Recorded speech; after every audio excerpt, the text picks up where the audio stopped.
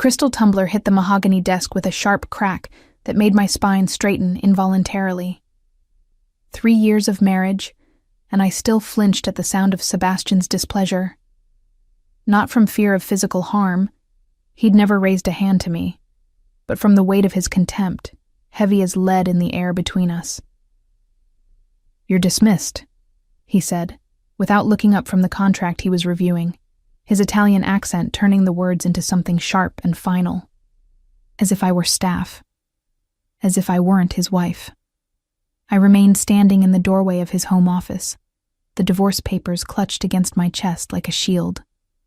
The late September rain hammered against the floor-to-ceiling windows of our penthouse, each drop a percussion mark in the silence that had defined our marriage. 3 years of being invisible in my own home. 3 years of sleeping in separate wings of this marble mausoleum. 3 years of being paraded at his side during business dinners, a perfectly dressed accessory who knew when to smile and when to stay silent. I was done being silent. "I need you to sign these," I said, my voice steadier than the hands holding the papers. Sebastian's pen paused mid-signature. The pause lasted perhaps 3 seconds, but I felt every fraction of those seconds as he slowly, deliberately, set the pen down, and finally, looked at me. His eyes were the color of aged whiskey, amber and gold with flecks that caught the low light from his desk lamp. They swept over me with the same disinterested assessment he might give a piece of furniture that needed replacing. Dark hair fell across his forehead, slightly longer than he usually kept it, giving him a disheveled appearance that somehow only made him more devastatingly handsome. The scar that bisected his left eyebrow, a souvenir from some violent encounter before we met, gave his face a dangerous edge that had attracted me once, before I learned that danger could be cold as well as hot. "What are those?" he asked, though his tone suggested he already knew and simply couldn't be bothered to care. "Divorce papers." I took 3 steps into the office, my heels clicking against the hardwood with more confidence than I felt. "I've had them drawn up. All you need to do is sign." Something flickered across his face, surprise, perhaps, or annoyance at having his evening interrupted. Certainly not regret. Sebastian Cross didn't do regret.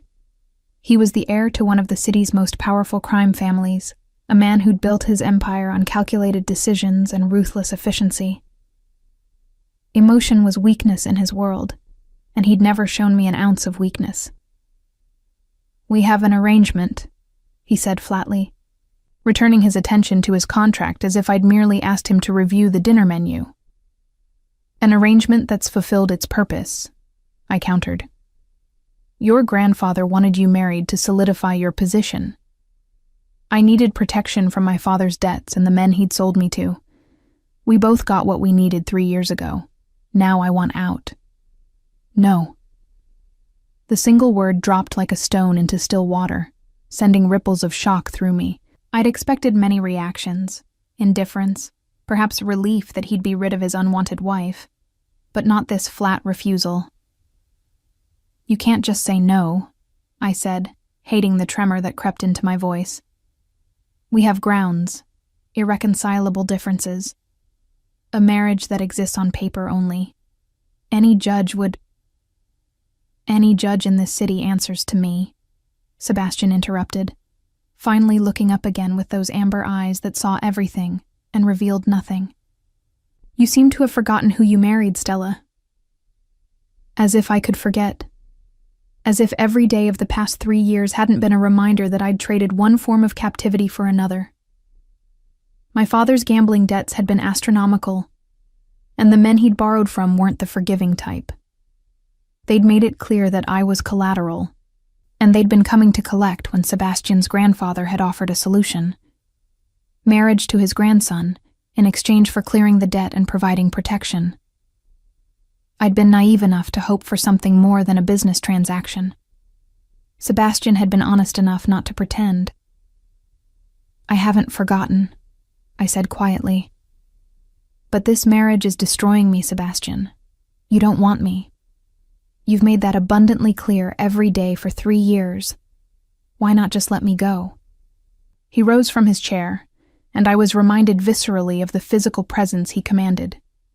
6'3" of lean muscle wrapped in a perfectly tailored Tom Ford suit that probably cost more than most people made in a month. He moved with the fluid grace of a predator, circling the desk to lean against it, arms crossed over his chest. "You don't understand how this works," he said, his voice dropping to that dangerous register that made even his most loyal men nervous.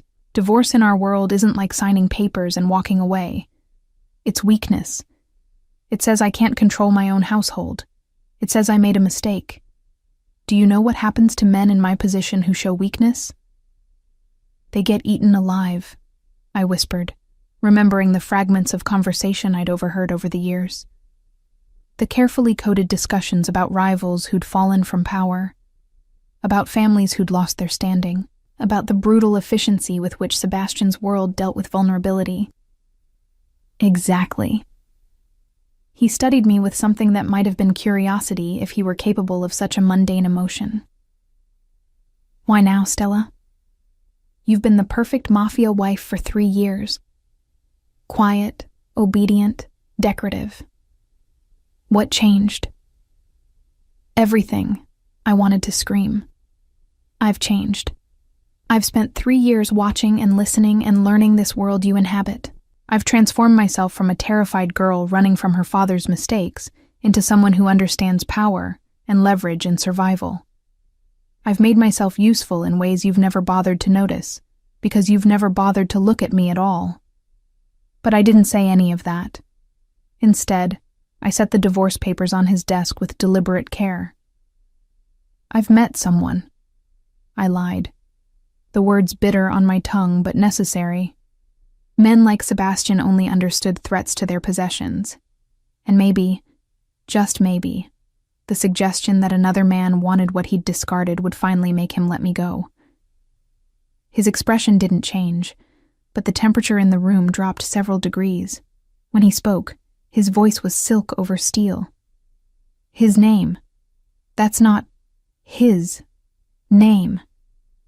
Each word was enunciated with terrifying precision. "The man who thinks he can touch what belongs to me." "I don't belong to you," I said, even as my heart hammered against my ribs. "You've made sure I understand that every day of our marriage. Your bedroom door stays locked. You flinch when I accidentally touch you at public events. You introduce me as my wife in the same tone you'd use for my accountant. So no, Sebastian, I don't belong to you. I never have." For just a moment, so brief I might have imagined it, something raw flickered in those amber eyes. Then it was gone, replaced by the cold calculation I'd come to recognize as his default expression. "You're right," he said quietly, and hope bloomed sharp and painful in my chest. "You've never belonged to me, Stella. You belong to your father's debt, to my grandfather's final wish, to the alliance your presence represented." He pushed off the desk, closing the distance between us until I could smell his cologne, something expensive and woody that I'd grown to associate with loneliness. "But you're wrong about not belonging to me now." His hand came up and I froze, but he merely tucked a strand of my blonde hair behind my ear with surprising gentleness. The touch burned. "You belong to me because I haven't decided to let you go," he continued. "And I won't sign those papers, Stella. Not now. Not when—" The sharp buzz of his phone interrupted him. He glanced at it, and I watched his face transform from controlled indifference to something colder, harder, more dangerous. "Get out," he said, already moving back to his desk. "Sebastian, get out." He grabbed the phone, his attention already elsewhere. "And Stella, if I find out this man you've met has touched you, I'll bury him so deep his own mother won't find the body." I fled the office, my heart pounding, the divorce papers left unsigned on his desk. Behind me, I heard him speaking in rapid Italian, his voice sharp with an anger I'd rarely heard directed at anyone. Something was wrong. Something beyond our disintegrating marriage. I should have gone back to my wing of the penthouse. Should have locked myself in my room and mourned this failed attempt at freedom. But 3 years of observing Sebastian's world had taught me that information was currency, and something in his reaction to that phone call screamed danger. So instead, I moved silently down the hallway to the secondary office, where Sebastian's head of security, Marco Vitale, usually worked in the evenings. The door was ajar, and I could hear voices, Marco's familiar rumble and another man's voice I didn't recognize. "Confirmed?" Marco was saying. "You're certain it was Donovan?" "Positive," the unfamiliar voice replied. "He met with the Castellanos 3 times last week. Wire transfers match the timeline. Someone's been feeding them information for at least 6 months." My breath caught. The Castellanos were Sebastian's primary rivals, a family that had been trying to move in on cross-territory for years. And Donovan, Michael Donovan, was Sebastian's second in command, his most trusted advisor. The man who'd been at every family dinner, every business meeting, every strategic discussion I'd witnessed. If Michael Donovan had betrayed Sebastian, the entire organization was compromised. "Does the boss know?" Marco asked. "He's in his office now. That's why I called him." I retreated before they could discover me eavesdropping, my mind racing. This was it. This was the leverage I needed. Sebastian would never willingly grant me a divorce, but if I had something he wanted, information he needed, maybe we could negotiate. The next morning, I woke to find a message from Sebastian's assistant requesting my presence in his office at 9 a.m. sharp. Not asking. Requesting. The subtle difference between a summons from my husband versus an order from the head of the Cross family. I dressed carefully in a cream silk blouse and tailored black pants, pulling my blonde hair back into a sleek ponytail that made me look more professional than decorative. If I was going to negotiate with Sebastian, I needed to look like someone worth negotiating with. He was on the phone when I entered, speaking in clipped Italian to someone who was apparently disappointing him. He gestured for me to sit without breaking conversation, and I took the opportunity to study him in the harsh morning light streaming through the windows. He looked tired. Dark shadows smudged beneath his eyes, and there was a tension in his shoulders I'd rarely seen. The perfectly knotted tie was slightly askew, and his usually immaculate hair looked like he'd run his hands through it repeatedly. This was Sebastian stressed, Sebastian worried, Sebastian facing a problem he couldn't solve with money or threats. He ended the call with a sharp command and set the phone down with barely controlled violence. "I need you to do something for me," he said without preamble. I raised an eyebrow. "Good morning to you too." His jaw tightened. "This isn't a social visit, Stella. I have a problem, and you're going to help me solve it." "Am I?" I kept my voice neutral, channeling every ounce of composure I'd developed over 3 years of playing Mafia wife. "And why would I do that? Because I'm your husband. A husband who refuses to grant me a divorce." We stared at each other across his desk. 2 people locked in a marriage neither of us wanted, both too stubborn to look away first. Finally, Sebastian leaned back in his chair, his expression shifting to something calculating. "What do you want, Stella?" "You know what I want. In exchange for what?" Here it was, my gamble, my one chance to leverage myself out of this gilded cage. "I know about Donovan," I said quietly. "I know he's been meeting with the Castellanos. I know you have a traitor in your organization, and I know you're trying to figure out how deep the betrayal goes." His face could have been carved from marble. "You've been spying on me. I've been living in your house for 3 years, Sebastian. I'd have to be deaf, dumb, and blind not to pick up on what's happening around me." "And you think this gives you leverage?" His voice was dangerous now, the voice that preceded violence in this world. "You think you can blackmail me with information you obtained by eavesdropping?" "I think," I said carefully, "that I can help you, and in exchange, you give me what I want." You have no idea. I know that Donovan isn't working alone, I interrupted. There has to be at least one other person feeding the Castellanos information. Someone with access to your movements, your meetings, your deals. And I know that you can't trust anyone in your inner circle right now because any of them could be the second traitor. His eyes narrowed. And you think you can identify this person? I think, I said slowly, that I've spent 3 years being invisible in your world. People talk around me like I'm furniture. They forget I'm in the room because you've trained them to see me as nothing more than your decorative wife. I leaned forward, holding his gaze. That invisibility is an asset, Sebastian. I can go places and hear things that your men can't.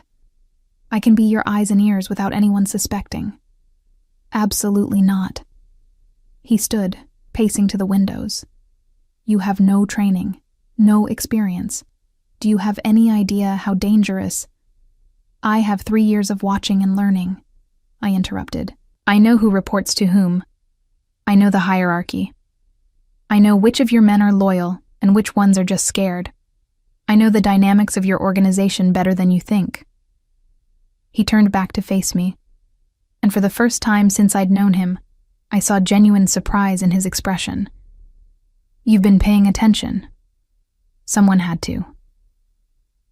The bitterness in my voice surprised even me. You certainly haven't been paying attention to me. Silence stretched between us, weighted with 3 years of mutual resentment and regret. Finally, Sebastian returned to his chair, steepling his fingers beneath his chin, in that gesture I'd seen him use when making difficult decisions. What exactly are you proposing? I help you identify the traitors. All of them. I do whatever you need to root out the betrayal in your organization. I paused, gathering my courage. And in exchange, when it's done, you sign my divorce papers. No arguments, no delays. You let me go. And if you fail, if you can't identify them, then I stay, I said simply. I remain your wife and fulfill whatever role you need me to play. But if I succeed, when I succeed, you give me my freedom. He studied me for so long I began to think he'd refuse. Then slowly he nodded. 1 month, he said. You have 1 month to prove yourself useful. But Stella? His amber eyes locked onto mine with predatory intensity. If you betray me, if you take this information to the Castellanos or anyone else, there's nowhere on earth you can hide. Do you understand? I understand. And during this month, you'll be with me constantly. No more separate wings. No more avoiding each other at public events. To anyone watching, we're a devoted couple. Can you play that role convincingly? My mouth went dry. Being near Sebastian, pretending affection for a man who'd shown me nothing but contempt, it would be torture, but it was also my only chance at freedom. I can play any role you need, I said. He stood, extending his hand across the desk. Then we have a deal. I took his hand, feeling the warmth of his skin against mine for the first time in months. His grip was firm, possessive, and something electric sparked between us. Surprise, maybe, or just the shock of physical contact after so much distance. 1 month, I repeated. 1 month, he agreed. Starting now. The charity gala was being held at the Metropolitan Hotel's Grand Ballroom, the kind of event where the city's elite came to see and be seen, while pretending to care about whichever cause was trendy that season. Sebastian had informed me that morning that we'd be attending together, our first public appearance as a united couple in over a year. I'd spent 3 hours being transformed by Sebastian's personal stylist, a woman named Francesca, who'd appeared at the penthouse with what looked like an entire boutique in tow. The dress she'd selected was a deep burgundy silk that clung to my curves before flowing to the floor, the back dipping low enough to be alluring without being scandalous. My blonde hair had been styled in loose waves that cascaded over one shoulder, and the diamond necklace Sebastian had sent to my room, a family heirloom, according to the note, sparkled at my throat. I barely recognized myself in the mirror. For 3 years, I'd dressed to be appropriate, professional, forgettable. This version of me looked like she belonged on Sebastian's arm.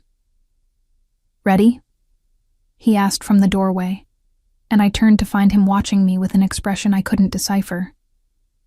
He wore a black tuxedo that fit him like it had been painted on, the crisp white shirt open at the collar in that deliberately casual way that somehow looked more elegant than formal.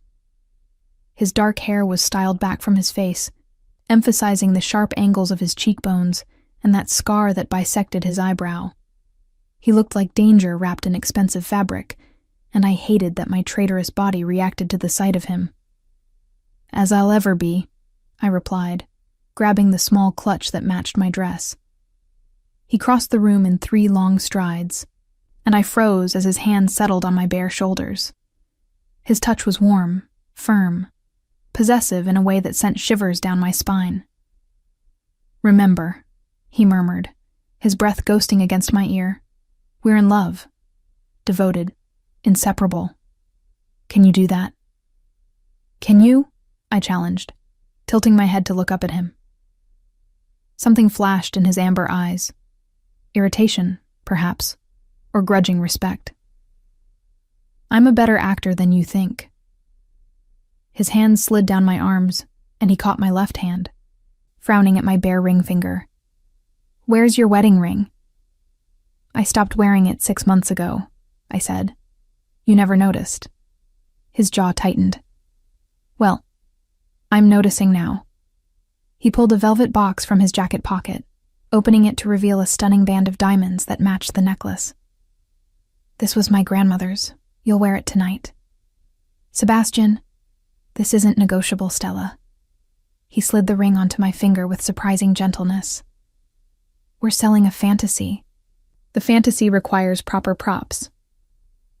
The ring fit perfectly, of course. Everything in Sebastian's world fit perfectly because he controlled every detail with the same ruthless efficiency he applied to his business dealings. The drive to the hotel was tense. We sat in the back of the Bentley, Marco driving and another security guard. Luca, I thought his name was, in the passenger seat. Sebastian kept his hand on my thigh, just above my knee, his thumb drawing absent circles on my skin through the silk of my dress. The touch should have been comforting. Instead, it felt like a brand. "The Castellanos will be there tonight," he said quietly, his voice pitched low so the guards wouldn't hear. "Vincent Castellano and his wife Isabella. They're going to want to gauge how much we know." "About Donovan?" "About everything." His hand tightened fractionally on my leg. "Vincent is smart, patient. He's been planning this takeover for years. Donovan is just one piece of a larger puzzle." "And what do you want me to do?" "Watch. Listen. Isabella likes to gossip with the other wives. She might let something slip if she thinks you're just another vapid society woman playing dress-up." "I've been just another vapid society woman for 3 years," I pointed out. "That's the role you wanted me to play." "I know." His voice held something that might have been regret if he were capable of such a thing. "That was a mistake." I looked at him sharply, but his face was turned toward the window, his reflection ghostly in the rain-streaked glass. Before I could question him further, we were pulling up to the hotel's entrance where a small crowd of photographers and society reporters waited. "Showtime," Sebastian murmured.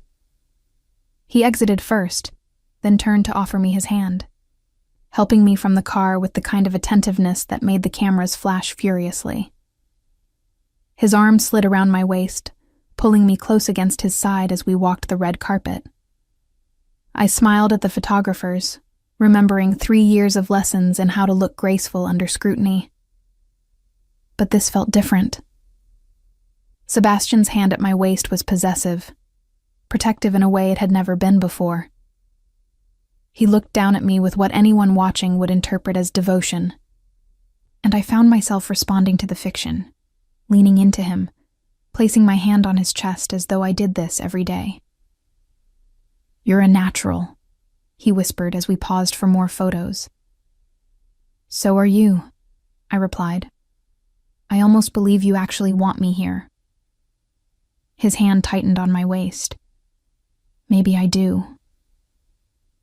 Inside, the ballroom was transformed into something from a fairy tale. Crystal chandeliers cast prismatic light across white-draped tables, and an orchestra played softly in one corner. The guest list read like a who's who of the city's power players, politicians, business moguls, and sprinkled throughout, the families that really ran things from the shadows. Mr. Cross, a portly man in an ill-fitting tuxedo, approached, his wife trailing behind. And the lovely Mrs. Cross. You both look wonderful tonight. I recognized him vaguely. Some city councilman whose name I couldn't remember. Sebastian handled the small talk effortlessly, and I played my part, smiling and nodding at appropriate moments. But my attention was elsewhere, scanning the crowd for the people who mattered. I found them near the bar. Vincent Castellano was tall and silver-haired, with the kind of distinguished appearance that made people trust him instinctively. His wife Isabella stood beside him, dripping in diamonds and designer labels, holding court with 3 other women I recognized as wives of prominent family men. I see them, I murmured to Sebastian when we finally escaped the councilman. Be careful, he warned. Isabella is sharper than she looks. So am I reminded him. He studied me for a moment, then nodded. Prove it. I made my way to the bar, timing it so I arrived just as Isabella was ordering another glass of champagne. She glanced at me, and I saw the calculation in her eyes as she took in my dress, my jewelry, my carefully cultivated appearance. Stella Cross, she said, her smile not reaching her eyes. I haven't seen you at one of these events in ages. Where has Sebastian been hiding you? He hasn't been hiding me, I replied, accepting a glass of champagne from the bartender. I've been here the whole time. People just don't tend to notice the wives. She laughed at that, a brittle sound. Isn't that the truth? We're meant to be decorative and silent. She leaned closer, her voice dropping conspiratorially. Though I've heard your particular marriage is more business arrangement than love match. I took a sip of champagne to hide my reaction. So the rumors had spread. Good. That made my role easier. Arranged marriages are common in our world, I said carefully. That doesn't mean they can't evolve into something more. Oh? Her perfectly sculpted eyebrows rose. So the cold cross has finally thawed? How unexpected. Before I could respond, I felt Sebastian's presence behind me, his hand settling on my lower back with casual intimacy. Isabella, he said smoothly. Still spreading gossip, I see. Just making conversation with your lovely wife, she replied. Though I am curious, Sebastian. You two have been married for 3 years, and yet this is the first time I've seen you look at her like you actually care she exists. Perhaps I've been remiss in showing my wife proper appreciation, Sebastian said, his voice carrying that dangerous edge that made smart people back down. I'm correcting that mistake. How romantic, Isabella purred. Vincent, darling, come meet the happy couple. Vincent Castellano materialized from the crowd, his smile pleasant and utterly false. Sebastian, still maintaining your territory, I see. Still trying to poach it, Sebastian countered, his hand tightening fractionally on my back. Just keeping my options open. Vincent's eyes slid to me, assessing. Mrs. Cross, you're looking well. Marriage clearly agrees with you. Some days more than others, I replied, earning a genuine smile from Vincent and a warning squeeze from Sebastian. We should have dinner sometime, Vincent suggested. The 4 of us. It's been too long since we socialized properly. I'll have my assistant coordinate with yours, Sebastian said, in a tone that suggested he'd rather eat glass. As the Castellanos drifted away, I let out a breath I didn't know I'd been holding. That was dangerous, Sebastian murmured. Vincent doesn't make social invitations. He was fishing. For what? to see if our united front is real or just theater. His hand slid up my spine, his fingers tracing the bare skin of my back. We need to be more convincing. More convincing than what? I asked, acutely aware of his touch, the heat of his body so close to mine. Instead of answering, he turned me to face him, his hand settling on my waist. The orchestra had begun playing a waltz, and couples were flowing onto the dance floor. "Dance with me," he said. Not a question. Never a question with Sebastian. He led me onto the floor with practiced ease, one hand at my waist, the other holding mine with surprising gentleness. We moved together in perfect synchronization, 3 years of obligatory social events having taught us at least how to dance. "You're tense," he observed. "You're touching me more tonight than you have in our entire marriage," I replied. "It's disorienting." His amber eyes locked onto mine, and for a moment, I saw something raw there, quickly masked. If we're going to convince people we're truly married, we need to look comfortable with each other. Right now, you're holding yourself like I'm a stranger. "You are a stranger," I said quietly. "We've lived in the same house for 3 years, but I don't know you at all, Sebastian. Then learn me." His voice dropped lower. "We have a month. Use it wisely." The song ended, but he didn't release me. Instead, his hand cupped my face with unexpected tenderness, his thumb brushing my cheekbone. "What are you doing?" I breathed. "Selling the fantasy," he murmured. Then he kissed me. It wasn't a real kiss, just a brush of lips, the kind of public display expected of married couples. But it hit me like lightning, every nerve ending igniting with sensation I'd thought I'd trained myself not to feel for this man. His lips were warm, firm, tasting faintly of the scotch he'd been drinking. And when he pulled back, his eyes were darker, more intense. "Convincing enough?" I asked, hating the breathlessness in my voice. "It's a start," he said. But he didn't let me go, keeping me close as we swayed to the next song, performing our roles for an audience that watched everything.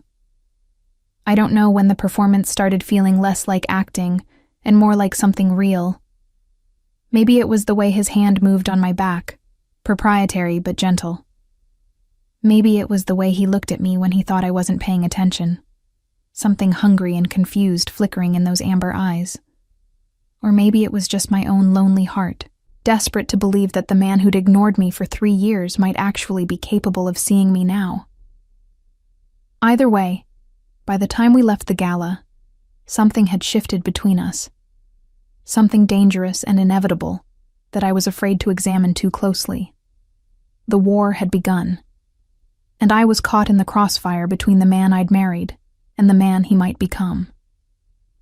I woke to find Sebastian standing at the foot of my bed, our bed now, since I'd moved into the master suite as part of our performance. He was already dressed in dark jeans and a black sweater that clung to his lean frame, his hair slightly damp from a shower. "Get dressed," he said without preamble. "We're going out." I sat up, pulling the silk sheet higher. "Where?" "One of my warehouses. There's something you need to see." His eyes raked over me in the early morning light, and I was suddenly aware of the thin camisole I wore, how little it concealed. "5 minutes, Stella." He left, and I hurried to dress in jeans and a sweater, pulling my hair into a ponytail. When I emerged, he was waiting by the elevator, Marco and Luca flanking him like always. The drive took us to the industrial district, rows of warehouses separated by chain-link fences and graffiti-covered walls. We pulled into one at the end of a dead-end street, and I noticed immediately that the windows were blacked out, the perimeter secured by at least 6 guards I could see. "Stay close to me," Sebastian instructed as we exited the vehicle. "And don't say anything unless I tell you to." Inside, the warehouse had been converted into something that looked like a legitimate distribution center. Pallets of goods, forklifts, workers moving with purposeful efficiency. But Sebastian led me past all of that to a back office where 3 men waited. One was Michael Donovan, the traitor I'd heard about. He sat in a metal chair, his hands zip-tied behind him, blood trickling from a split lip. The other 2 men I recognized as Sebastian's enforcers, Carlo and Enzo, both wearing expressions of barely controlled violence. "Mrs. Cross," Donovan said when he saw me, his voice hoarse. "How delightful. Has Sebastian started bringing his wife to business meetings?" "Shut up," Sebastian said calmly. He moved to lean against the desk, pulling me with him so I stood in front of him, his hands resting possessively on my shoulders. "Tell her what you told me." Donovan's laugh was bitter. "Why? She's just arm candy. What does she know about—" Sebastian's hands tightened on my shoulders. "Tell. Her. Fine." Donovan spat blood onto the concrete floor. "I've been selling information to the Castellanos for 8 months. Meeting locations, shipment schedules, financial records. Everything they needed to gradually undermine the Cross operations." "Why?" I asked, surprising myself with the steadiness of my voice. "Why?" Donovan laughed again. "Because Sebastian is weak. He's so obsessed with legitimizing the business, going clean, that he's forgotten what we are. We're not businessmen, we're soldiers. And the Castellanos understand that." "Who else?" Sebastian asked, his voice deadly calm. "You're not smart enough to pull this off alone, Michael. Who's your partner?" "Go to hell."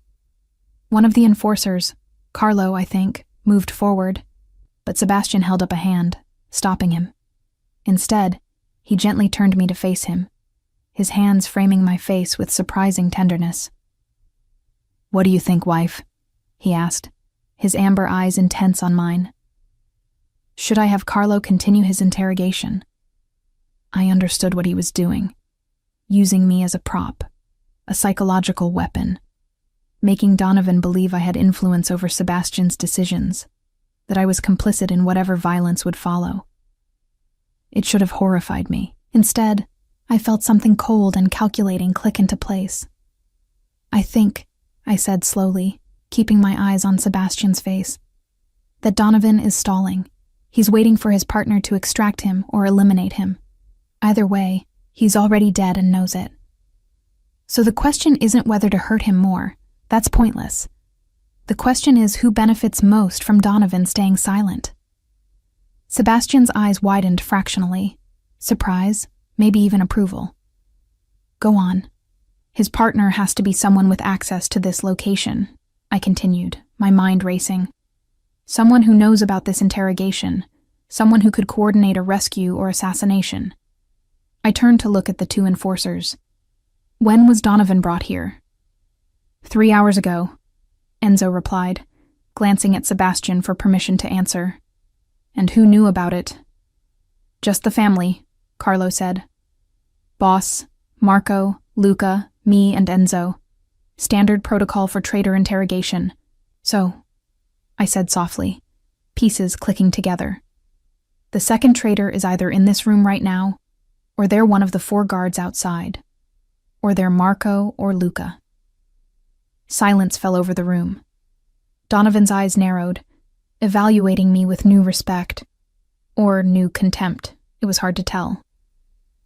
Sebastian's hands remained on my shoulders, his touch somehow steadying. "Well reasoned," he murmured. "But it doesn't narrow down our suspects enough." "Then we set a trap," I suggested. "Feed different information to each suspect. See which version reaches the Castellanos." "That takes time," Donovan interjected, his voice mocking. "And Sebastian doesn't have time. He's bleeding business to Vincent, losing ground daily. In another month, the Cross family won't even—" Carlo's fist connected with Donovan's jaw, cutting off his words. This time, Sebastian didn't stop him. "Take him to the cells," Sebastian ordered. "Make him comfortable. We're not done with him yet." As they dragged Donovan away, I realized my hands were shaking. The reality of what I'd just witnessed, what I'd participated in, crashed over me in waves. Sebastian turned me to face him, his expression unreadable. "You did well," he said quietly. "I helped you torture a man," I replied, my voice hollow. "You helped me gather intelligence." His thumb brushed my cheekbone, a gesture that was becoming familiar. "There's a difference." "Is there?" "In this world?" "Yes." He released me, moving to the desk where a laptop sat open. "Come here. I want to show you something." The screen displayed what looked like financial records, columns of numbers, transaction histories, account transfers. Sebastian pulled up a series of documents, highlighting specific entries. "This is what Donovan gave the Castellanos," he explained. "Detailed records of every operation we run. With this information, they've been able to undercut our prices, steal our clients, anticipate our moves." "How much have you lost?" $15 million in the last 6 months. His jaw tightened. "And more importantly, reputation. In our world, appearing weak is almost as bad as actually being weak." I studied the records, my mind processing the patterns. "These transfers," I said, pointing to a series of transactions. "They're routed through 3 different shell corporations before reaching the Castellanos. Whoever set this up is sophisticated." "You know about shell corporations?" "I have a degree in finance," I reminded him. "I wasn't always just a trophy wife, Sebastian. Before my father's gambling destroyed everything, I had a career." He looked at me like he was seeing me for the first time. "I didn't know that." "You never asked." The bitterness leaked through despite my attempt to stay neutral. "In 3 years, you never once asked what I did before we married, what I wanted, what I was capable of." "You're right," he said quietly. "I didn't. That was a mistake." The admission shocked me more than anything else that morning. Sebastian Cross didn't admit mistakes. He didn't apologize or acknowledge weakness. Yet here he was, standing in a warehouse where he'd just interrogated a traitor, telling me he'd been wrong. "Why now?" I asked. "Why are you suddenly interested in who I am?" "Because I need you," he said simply. "Because you're right. You've been invisible in my world, and that invisibility makes you valuable. But also because—" He paused, seeming to struggle with the words. "Because watching you reason through Donovan's accomplice, seeing you analyze those financial records, I'm realizing I married someone I underestimated. Badly. Flattery won't make me forget what you've put me through for 3 years. I'm not trying to flatter you." His amber eyes held mine. "I'm trying to apologize. Poorly, apparently." Before I could respond, his phone buzzed. He glanced at it, his expression darkening. "We need to go. Now." He grabbed my hand, pulling me toward the door. "Marco, Luca, defensive positions. We might have a tail." The drive back was tense, Sebastian constantly checking his phone and the mirrors. When we finally reached the penthouse, he didn't release my hand, pulling me directly to his office and locking the door behind us. "What's wrong?" I asked. "Vincent called. He wants to move up our dinner plans. Tonight, at his restaurant." "That's sudden." "Exactly." He paced to the windows, his reflection harsh in the afternoon light. "He's testing us. Either he knows about Donovan and wants to gauge our reaction, or he's planning something else entirely. So we go, we play the happy couple, we watch, we listen. It's dangerous, Stella. Vincent doesn't make social invitations. This is a trap of some kind." "Then we spring it," I said with more confidence than I felt. "We knew this wouldn't be simple. If Vincent wants to test us, let him. We'll pass." He turned to look at me, his expression intense. "You understand what you're volunteering for? If Vincent suspects you're helping me investigate, if he thinks you're more than just my decorative wife, you become a target." "I'm already a target," I pointed out. I married you. That made me a target 3 years ago. At least now I'm an active participant instead of a passive victim. Something shifted in his expression. Respect, maybe, or the beginning of something deeper. He crossed to me in 3 long strides, his hands cupping my face with that same unexpected gentleness. I won't let him hurt you, he said fiercely. Whatever happens tonight, whatever Vincent tries, I will protect you. Do you understand? Why? The question escaped before I could stop it. You don't even like me, Sebastian. Why would you risk yourself to protect me? Because you're mine, he said simply. You've been mine for 3 years, even if I was too blind and stupid to see it. And I protect what's mine. Always. Then he kissed me, and this time it wasn't for an audience. This was raw and desperate and hungry. 3 years of distance collapsing into sudden, overwhelming need. His hands tangled in my hair, and I found myself responding, my body betraying every logical reason I had to hate this man. When we finally broke apart, both breathing hard, his forehead rested against mine. This complicates things, I whispered. Everything about you complicates things, he replied, but maybe that's not a bad thing. That night, I dressed for war. The black dress Isabella had picked out was armor disguised as elegance.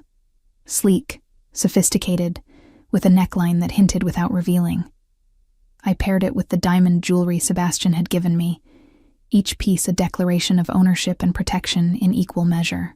Sebastian met me in the foyer, looking devastatingly handsome in a charcoal suit. His eyes raked over me, approval and something hotter flickering in their depths. Perfect, he murmured, offering his arm. Ready? No, I admitted. But let's go anyway. Vincent's restaurant was in the heart of Little Italy, a place called Castellanos, that served as both a legitimate business and a front for less legal activities. We were shown to a private room in the back, where Vincent and Isabella waited with smiles that didn't reach their eyes. Sebastian, Stella, Vincent said, rising to greet us. So glad you could make it on such short notice. Our schedule is always flexible for old friends, Sebastian replied smoothly, pulling out my chair with practiced courtesy. The meal that followed was a masterclass in veiled threats and double meanings. Every comment from Vincent carried subtext. Every smile from Isabella held calculation. And through it all, Sebastian kept up his end of the performance, his hand resting possessively on my thigh under the table, his attention seemingly focused on me, rather than the psychological warfare happening around us. So, Isabella said as dessert arrived, how long have you two been? Truly together? Because I have to admit, Sebastian, the transformation is remarkable. You've gone from treating Stella like an inconvenient obligation to looking at her like she's the center of your universe. People change, Sebastian said, his thumb drawing circles on my leg. Sometimes they just need the right motivation. And what motivated you? Vincent asked, his eyes sharp. What changed? Sebastian looked at me then, and for just a moment, I saw something real beneath the performance, something that made my breath catch. I finally opened my eyes, he said quietly, and saw what was right in front of me all along. The words should have been empty. They were part of our act, after all. But something in his voice, in the way his hand tightened on my leg, made me wonder if we were still acting at all. The assassination attempt came 3 days later, sudden and brutal in its efficiency. I was in Sebastian's office, our office now, as I'd begun working through the financial records looking for patterns that might identify the second traitor. The afternoon sun streamed through the windows, and I was so focused on the spreadsheets I didn't hear the door open. Mrs. Cross. I looked up to find Luca standing in the doorway, his expression neutral. Nothing about him seemed threatening, which was precisely what made alarm bells sound in my head. Luca was Sebastian's guard, yes, but he never approached me without Marco present. And he certainly never addressed me directly. "Can I help you?" I asked, my hand sliding slowly toward my phone. "Actually," he said, closing the door behind him with a soft click, "I'm here to help you. You see, you've become a problem, Mrs. Cross, a complication that needs to be resolved." The gun appeared in his hand with practiced ease, fitted with a silencer. I was on my feet instantly, the desk between us, my heart hammering against my ribs. "Sebastian will kill you," I said, keeping my voice steady despite the terror coursing through me. "Only if he finds out it was me." Luca smiled, cold and empty. "They'll think it was the Castellanos. Vincent's been making threats. It's the perfect cover." "You're the second traitor." "Very good." He moved around the desk, and I backed toward the windows, my mind racing through options. The panic button Sebastian had installed was by the door, unreachable. My phone was on the desk. Too far. I was trapped. "Donovan talked, didn't he?" Luca continued. "That's why I'm here, to clean up the mess before he gives me up." "He doesn't know it's you," I said, buying time. He never mentioned a name. "But you figured it out." The gun steadied on me. "You're smarter than anyone gave you credit for, Mrs. Cross. That's unfortunate, for you." The office door exploded inward, wood splintering as Sebastian burst through, gun already drawn. The next seconds happened in a blur of violence. Luca turning, Sebastian firing, the window behind me shattering. I threw myself to the floor as bullets tore through the air where I'd been standing. When the gunfire stopped, Luca was down, blood pooling beneath him. Sebastian crossed the room in 3 strides, dropping to his knees beside me, his hands frantically checking for injuries. "Are you hurt?" His voice was raw, stripped of its usual control. "Stella, talk to me. Are you hurt?" "I'm fine," I managed, though my ears were ringing and my hands wouldn't stop shaking. "Just scared." He pulled me against his chest, his arms crushing me to him with desperate strength. I could feel his heart hammering, could hear his ragged breathing against my hair. "I should have seen it," he said, the words muffled against my neck. I should have known it was Luca. He had access to everything. He was always there. How did I miss it? "Sebastian, if I'd lost you..." He pulled back, his hands framing my face, his amber eyes blazing with emotion I'd never seen from him. "If he'd killed you, Stella, I would have burned this entire city to the ground." Before I could respond, Marco burst in with 4 other guards, weapons drawn. They took in the scene. Luca's body, the shattered window, Sebastian holding me like I was the only solid thing in his world. "Boss," Marco's voice was carefully neutral. "Luca was the second traitor," Sebastian said, his voice returning to that cold command. "Secure the perimeter. I want every man we have checked. Everyone. If there are more rats, I want them found. Now." As his men moved to obey, Sebastian stood, pulling me up with him. His hands wouldn't let me go, constantly touching, my face, my arms, my shoulders, as if reassuring himself I was still there. "We need to get you somewhere safe," he said. "I am safe. I'm with you." His expression cracked, just for a moment, showing the fear beneath the control. "You almost weren't. You almost..." He cut himself off, jaw clenching. "Pack a bag. We're leaving the city." "What? No, Sebastian, we can't run." "We're not running." His voice was steel. "We're regrouping. There's a property upstate, completely secure. We'll go there. I'll put every available man on finding any remaining traitors. And you." He touched my face again, gentler this time. "You are never leaving my sight again. Understood?" I nodded, still shaken enough to not argue. Within an hour, we were in the Bentley, Marco driving us north while 6 guards followed in 2 additional vehicles. Sebastian kept me pulled close against his side, his arm locked around me, his body tense as a drawn bow. The property turned out to be a sprawling estate in the Catskills, all stone and timber nestled into the mountainside with views that would have been breathtaking if I weren't still processing nearly being murdered. Security was immediately visible. Guards at the gates, cameras on every angle, motion sensors in the woods. "This is one of my safe houses," Sebastian explained as we entered. Only 5 people knew about it, and Luca wasn't one of them. The interior was surprisingly warm. Less cold fortress, more alpine lodge with leather furniture, and a massive stone fireplace. Sebastian led me upstairs to a master suite with windows overlooking the mountains. "You should rest," he said, finally releasing me, though his reluctance was visible. "I need to make some calls, coordinate the search for any remaining threats." "Sebastian." I caught his hand before he could leave. "Thank you for saving me. I almost didn't get there in time." His voice was rough. Marco saw Luca head to my office and thought it was strange if he hadn't alerted me. But he did, and you got there in time.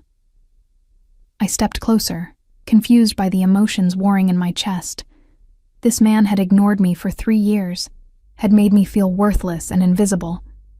Yet he'd just killed to protect me, had held me like I was precious, looked at me like losing me would destroy him. "Why do you care so much? A month ago, you refused to even sign my divorce papers. Now you're acting like you matter to me?" he interrupted. "Because you do. You've been fighting to get away from me, and I've been fighting to keep you bound by obligation. But this week, watching you think and analyze and hold your own in this world, I've seen you, Stella. Really seen you, and I can't unsee it." "What does that mean?" "It means—" He stopped, seeming to struggle with words. "It means I want to renegotiate our arrangement." My heart sank. "The divorce." "Not the divorce." He moved closer, his hands settling on my waist. "Everything else. The distance, the separate lives, the performance of being married without any of the reality. I want to change that." "Into what?" "Into something real." His amber eyes burned into mine. "I want a real marriage, Stella. Not one of convenience or necessity, but actual partnership, actual connection, actual love." The word came out barely a whisper. "I don't know if I'm capable of love," he admitted with devastating honesty. "I've spent my whole life being taught that emotion is weakness.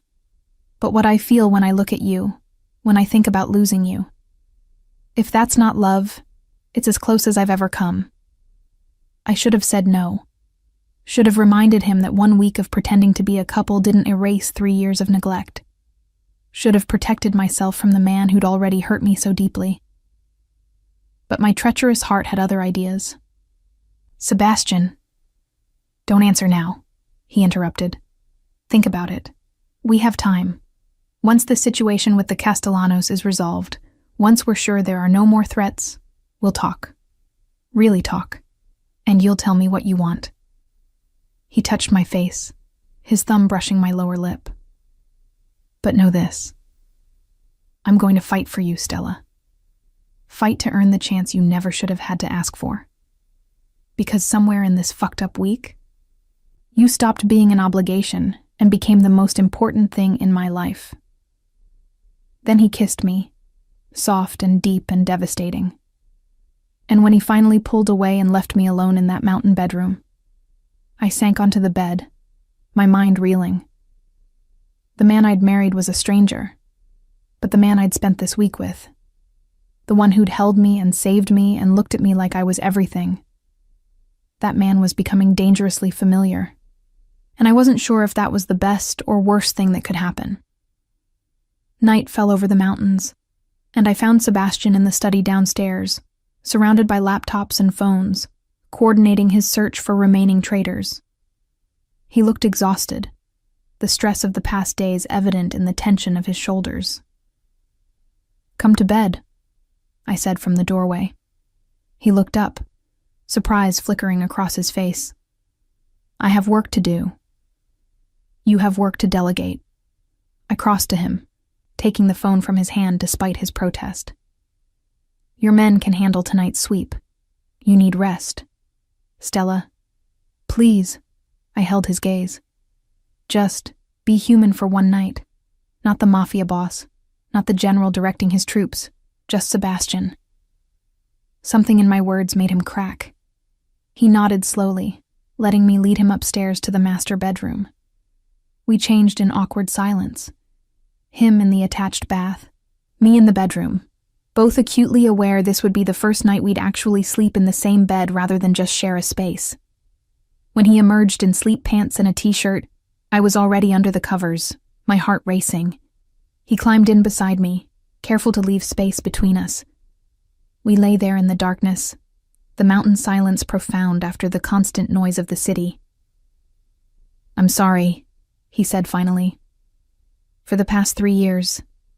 For making you feel worthless. For being so focused on keeping emotional distance that I never saw what I was throwing away. Why did you? I asked. Keep that distance? Was I really so unbearable? The opposite. His voice was rough in the darkness. You were everything I'd been taught to avoid. Soft, kind, innocent despite your father's sins. I was afraid that getting close to you would make me weak, that caring about you would give my enemies leverage. So I kept you at arm's length. Told myself it was for your protection as much as mine. He shifted, and I felt his hand find mine under the covers. I was wrong. All I did was hurt us both. So what happens now? I whispered. After the month is up? After we catch all the traitors and the threat is gone? That's up to you. His thumb traced circles on my palm. You can take your divorce and your freedom like we agreed. Or, he paused. Or you can stay. Give me a real chance to build something worth keeping. That's a lot to ask, I said. After everything. I know. But Stella? His voice dropped lower. I'm not ready to let you go. Not now. Maybe not ever. So I'm asking, begging if I have to. For the chance to prove I can be the husband you deserve, instead of the one you've been stuck with. I didn't answer. Couldn't answer. Instead, I shifted closer, letting him pull me against his chest, his arms wrapping around me with possessive tenderness. His heartbeat was steady under my ear, his warmth seeping into my skin. Just think about it, he murmured against my hair. That's all I ask. As I drifted toward sleep, safe in the arms of the man I'd married but was only now beginning to know, I realized something terrifying. I was falling for Sebastian Cross. Not the cold stranger I'd married, but this version, vulnerable and fierce and desperately trying to fix what he'd broken. And I had no idea if that would save us or destroy us both. We spent 5 days at the mountain estate, 5 days that felt suspended from reality. Sebastian ran his organization from the study, but every night he came to bed, and every night we fell asleep tangled together, the distance between us shrinking incrementally. On the 6th day, Marco arrived with news. We swept everyone, he reported, standing in Sebastian's study while I sat curled in the armchair, now a permanent fixture in these meetings. Donovan and Luca were it. No other traitors in the organization. You're certain? Sebastian asked, his hand absently stroking my ankle where it rested against his leg. As certain as we can be. We've implemented new protocols, changed all security codes, restructured command chains. If there were others, we've eliminated their access points. And the Castellanos? Marco's expression darkened. That's the interesting part. Vincent reached out. He wants to meet. Alone. Absolutely not, I said before Sebastian could respond. It's a trap. Maybe, Sebastian replied. Or maybe he's looking for a way out of this escalation before it becomes a full war. You can't seriously be considering meeting with him, I protested. After everything, Donovan, Luca, the attack, you think Vincent is suddenly interested in peace? I think Vincent is a businessman first and a gang leader second. Sebastian's thumb continued that maddening circle on my ankle. War is expensive and unpredictable. If he can get what he wants through negotiation, he'll try that first. What does he want? Territory, respect, acknowledgement that the Castellanos are players, not just pretenders.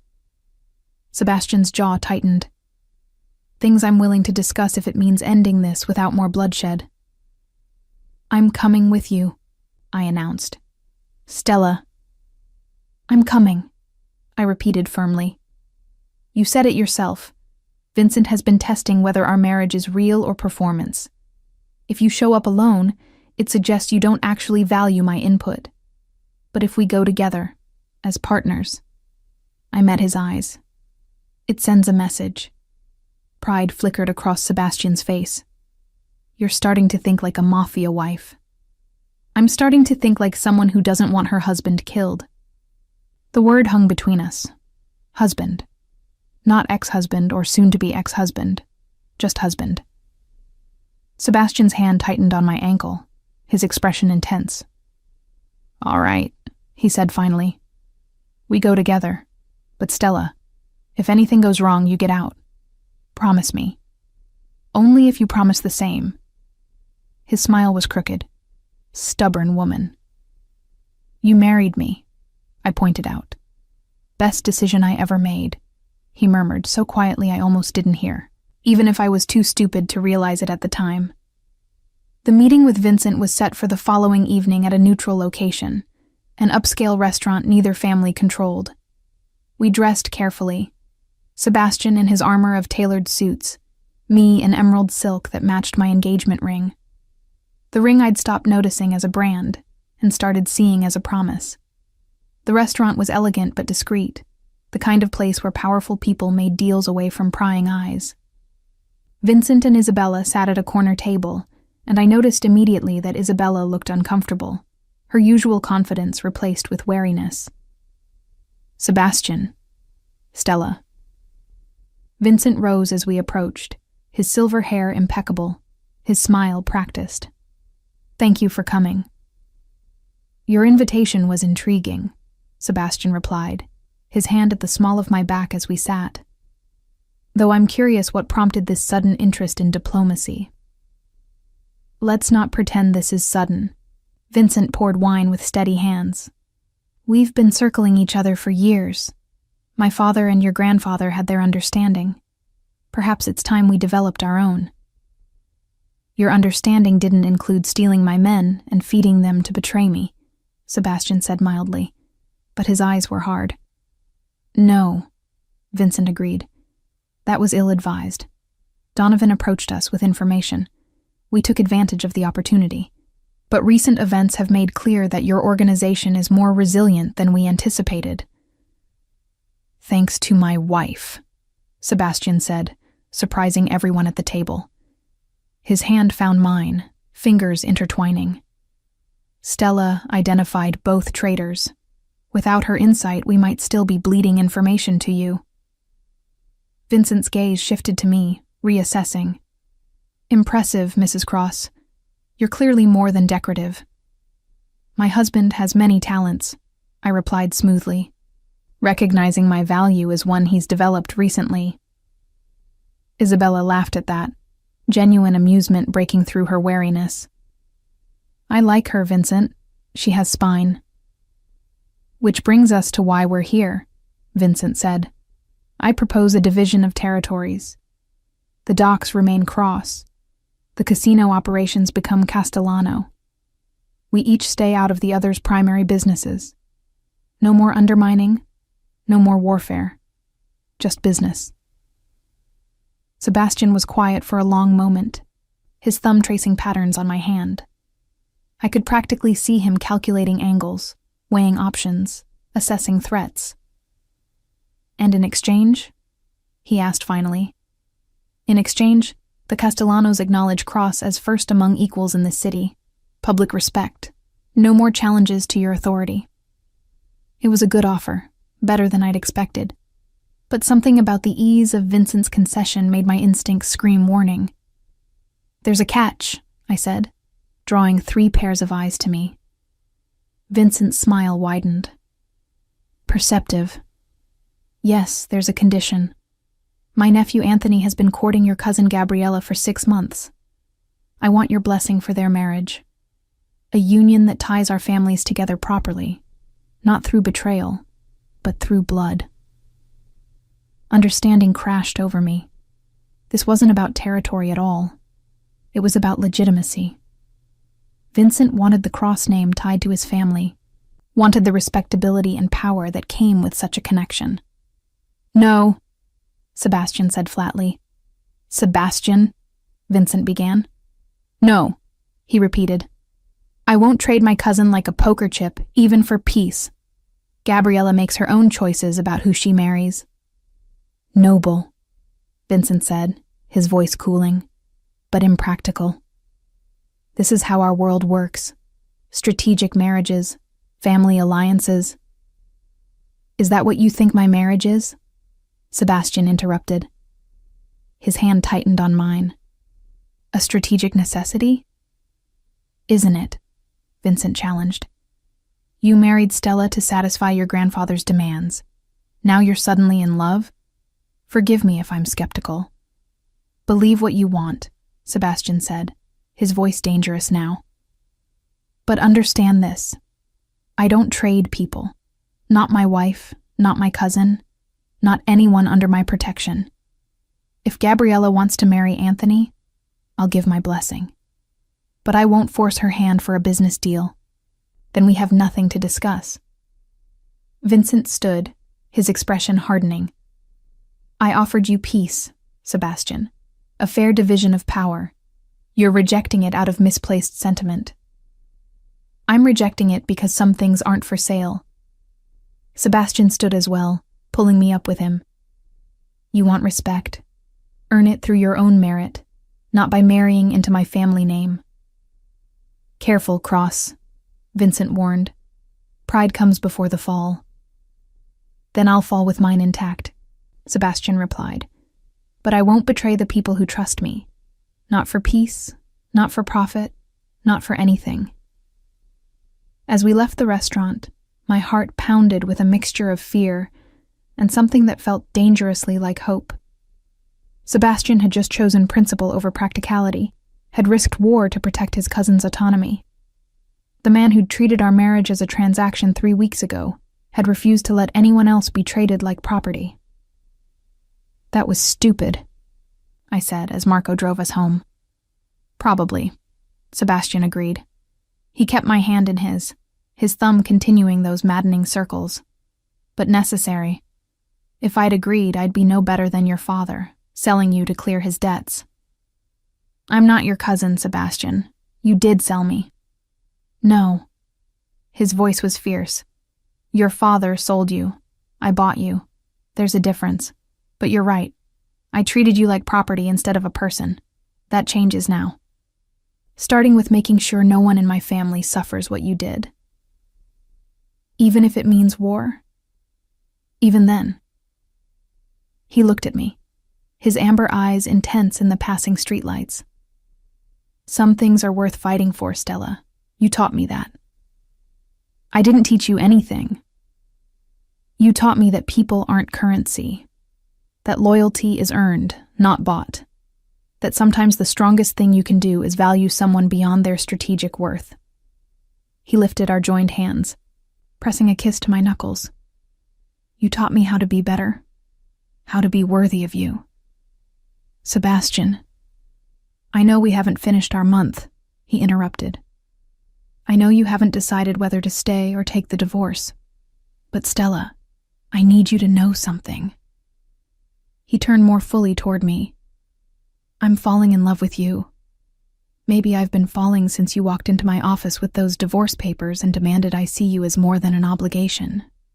Maybe it started even before that, and I was just too blind and stubborn to recognize it. but I'm done pretending this is just business. Done acting like you're anything less than everything I never knew I needed. Tears pricked my eyes. 3 years of loneliness and longing crashing against 3 weeks of transformation and truth. "What if it's too late?" I whispered. "What if you hurt me too badly for too long? Then I'll spend the rest of my life making it right," he said simply.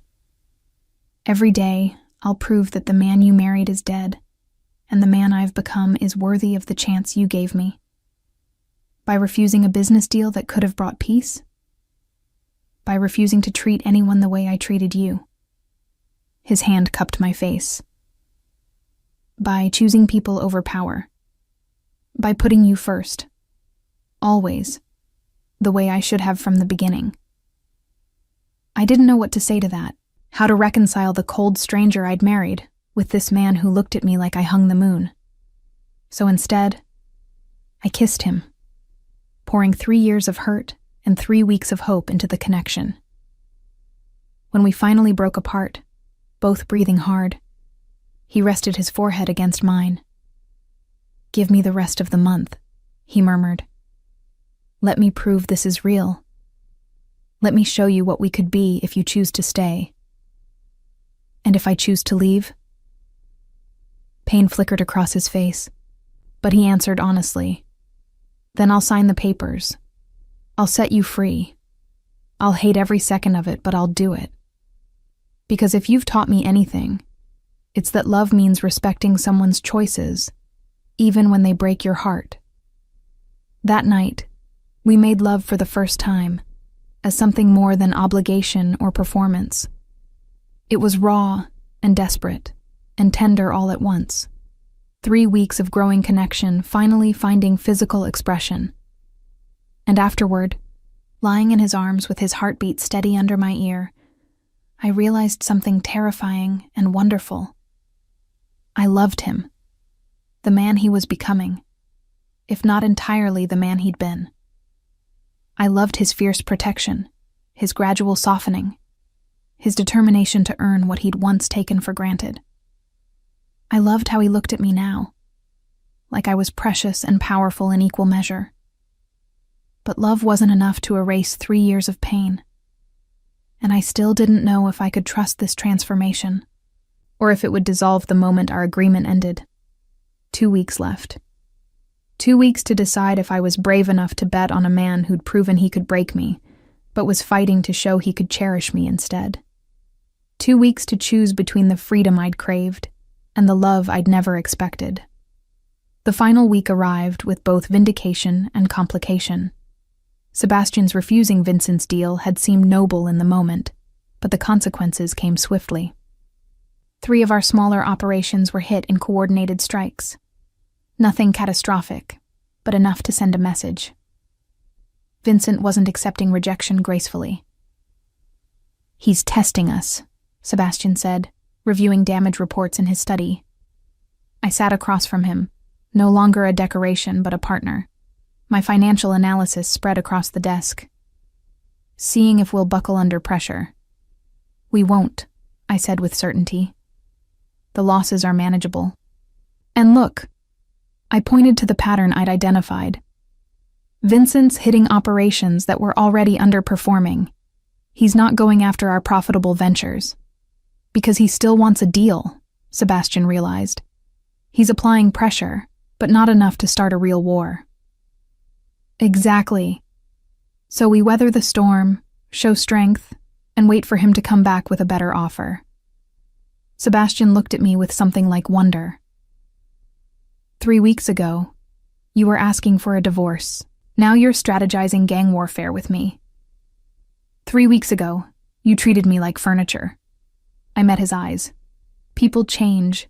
Situations evolve. I'm adapting." "Is that all you're doing? Adapting?"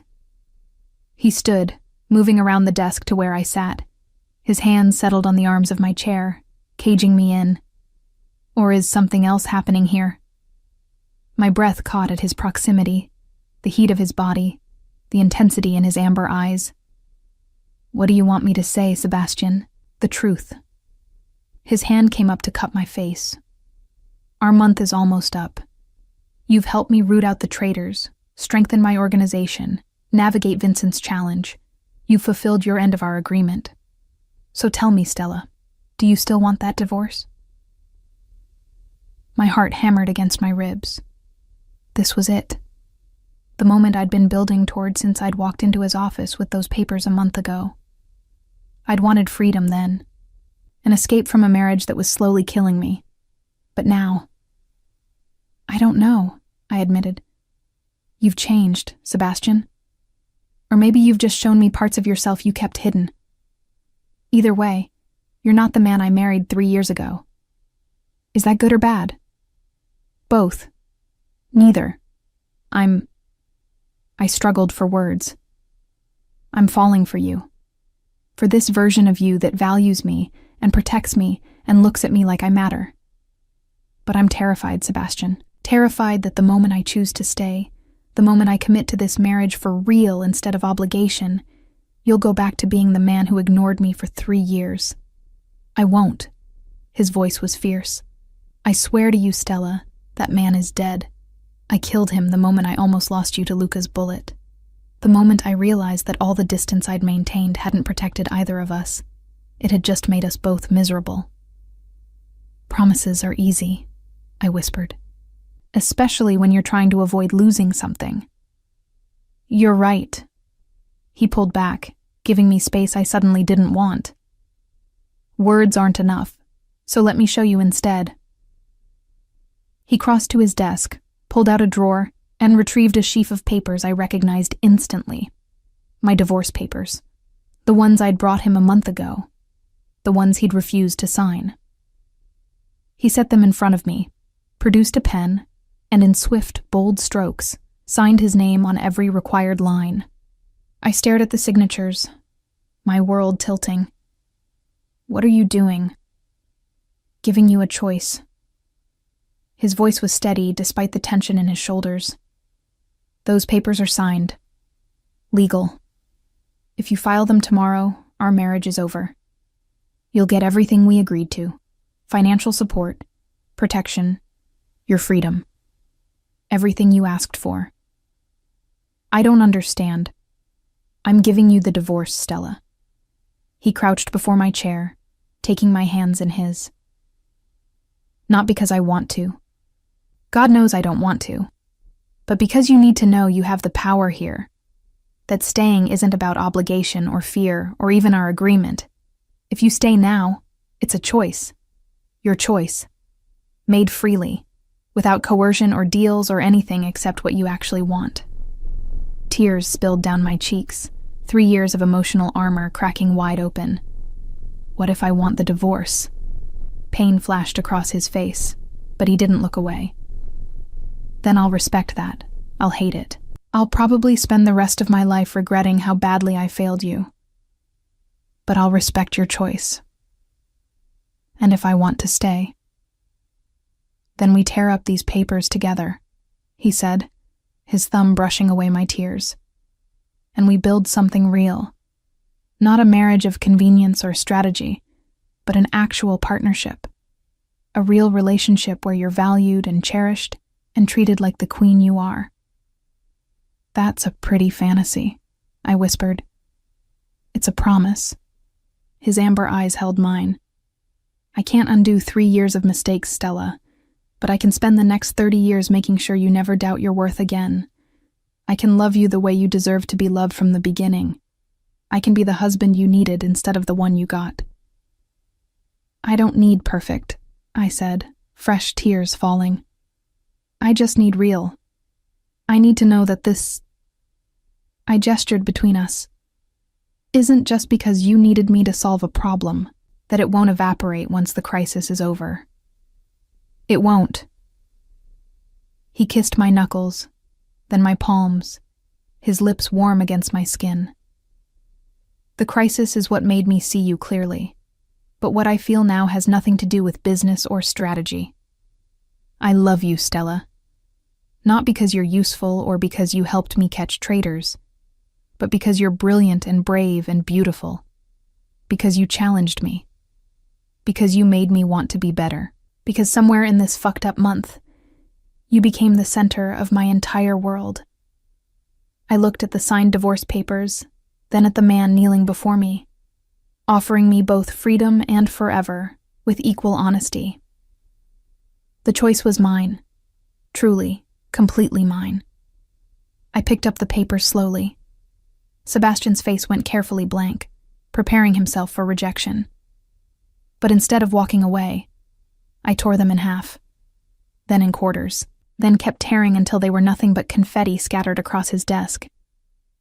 "I choose you," I said, my voice strong despite the tears. "Not the man you were, but the man you're becoming. I choose us. This terrifying, complicated, beautiful thing we're building." The relief and joy that crashed across his face was breathtaking. He surged up, crushing his mouth to mine in a kiss that tasted like promise and possession and pure, overwhelming love. When we finally broke apart, both breathing hard, he rested his forehead against mine. "You won't regret this," he swore. "I'll spend every day proving you made the right choice." "You better," I replied. "Because, Sebastian, I'm not the meek girl you married anymore. I'm someone who knows her worth. And if you ever go back to treating me like I don't matter, I'll have to answer to the woman who outsmarted 2 traitors and negotiated with Vincent Castellano," he finished, pride evident in his voice. Believe me, that's motivation enough to stay on my best behavior. That night, we celebrated our choice with something that felt like a real wedding night. All the tenderness and passion and promise that should have existed 3 years ago. And afterward, tangled in sheets with the city lights painting patterns across our skin, Sebastian made new vows to replace the empty ones we'd once spoken. "I promise to see you," he murmured against my hair. "Really see you. To value your mind as much as your beauty. To include you in decisions that affect us both. To never make you feel small or unimportant or invisible." "I promise to trust you," I replied. "To give you room to keep growing. To build this marriage together instead of waiting for you to fix everything. To be your partner in every sense of the word. I promise to love you louder," he continued. "To show you every day that you're my choice, my priority, my everything. I promise to hold you accountable," I said. "To call you on your bullshit. To never let us slip back into silence and distance. Deal." He kissed me, soft and sweet and full of tomorrow.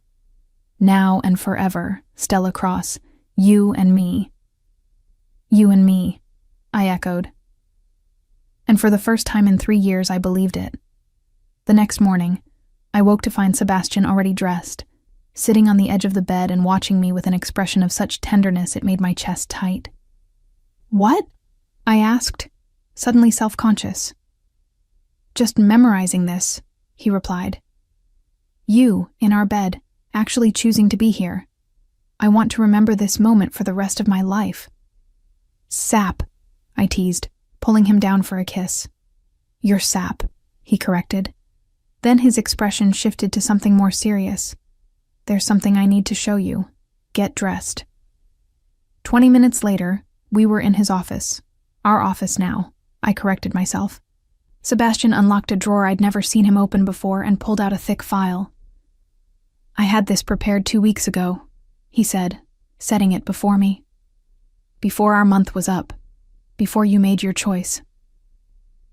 I opened it to find legal documents, complex ones that I needed several minutes to parse.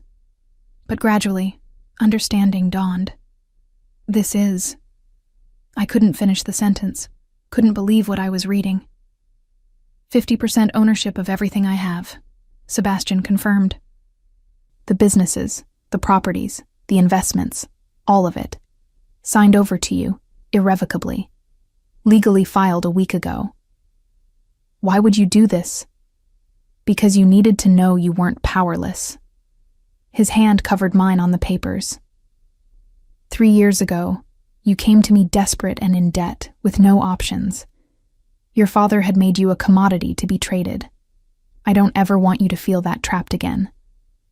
So you gave me half your empire? So I gave you agency, he corrected. With this, you're not dependent on me financially. You can walk away at any time and be independently wealthy. You can stand on your own. You can make choices based on what you want, not what you need to survive. Tears blurred my vision. You're insane. This makes me your equal in every business decision. I could ruin you. You could, he agreed calmly. But you won't. Because you're not your father, Stella. You're not a gambler or a liar or someone who hurts people for profit.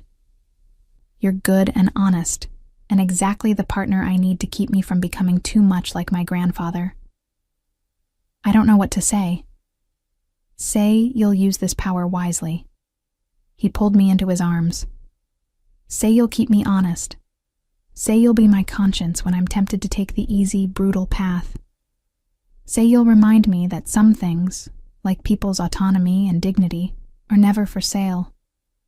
I can do that, I whispered against his chest. But Sebastian, this is too much. I can't possibly. You can. And you will. He tilted my face up to his. Because you're not just my wife anymore, Stella. You're my equal, my partner. And partners share the burden and the benefit of building something together. Over the following weeks, our relationship transformed in ways I'd never imagined possible.